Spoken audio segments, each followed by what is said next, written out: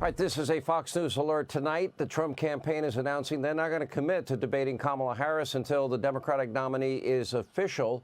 By the way, unlike the last debate, they should have a say. Where's the venue? What are the rules? Is there an audience? Not an audience? They get a say. That's the first time that one candidate had no say, was the debate with Joe. That's not going to fly.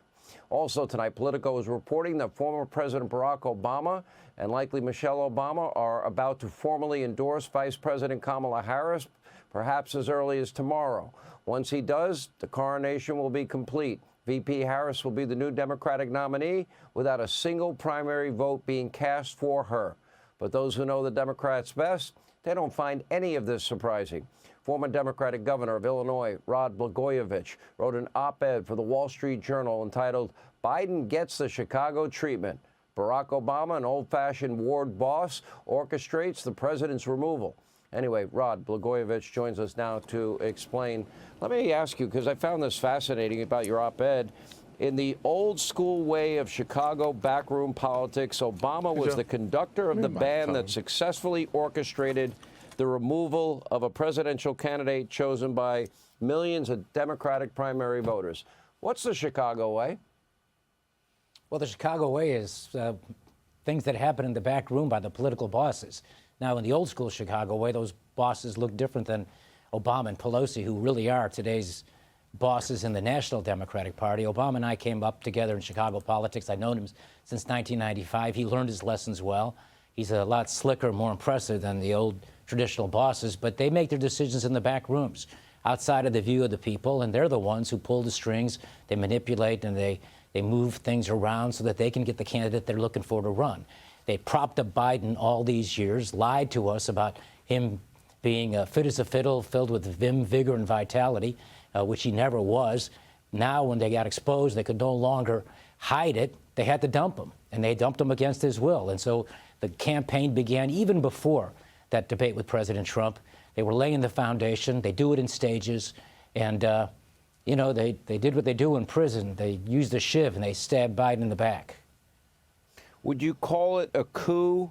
You talk about the party that's running to save democracy, but yet weaponized our justice system, and that Biden's withdrawal proves something even more sinister. They've been lying to us the whole time, and that this convention in Chicago next month will provide the perfect backdrop and place for Obama to finish the job. And now it looks like maybe tomorrow he and Michelle will endorse Kamala Harris. You know, they might as well have the Democratic convention not in my hometown of Chicago, but in Beijing. This is the stuff the Chinese Communist Party does when they select their candidates from the back room. It's selection masquerading as election. Look, the Democratic Party today are the biggest hypocrites in American history, and the biggest liars, too. They should call the Democrats the undemocratic party. They claim that they're running to save democracy, yet they've weaponized the criminal justice system to get President Trump. They told the big lie about Biden. Now they've been exposed.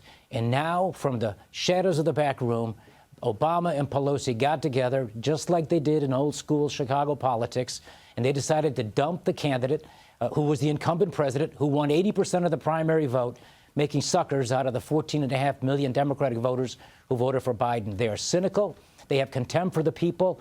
In fact, I would say I think that they think that the working class voters of the Democrat Party belong in that same basket of deplorables that Hillary Clinton talked about way back in 2016.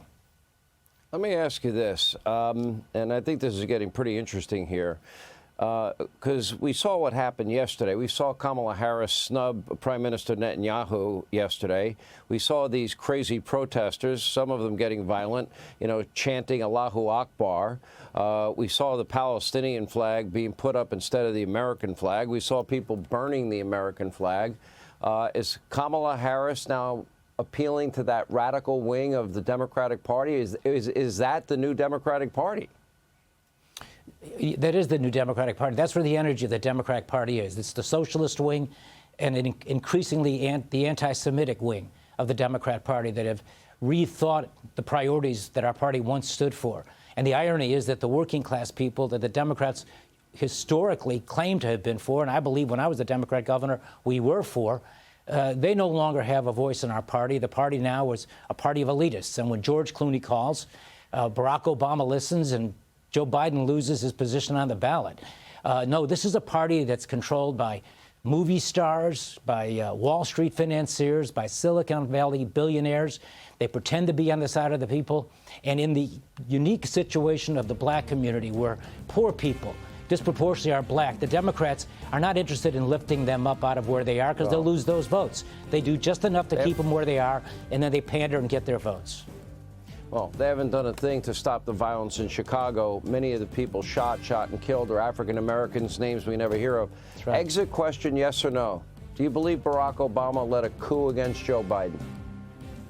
I believe Barack Obama was the lead player, the central figure in throwing him off the ballot. Right. And frankly, some of the difficulties that I ended up having all those years ago.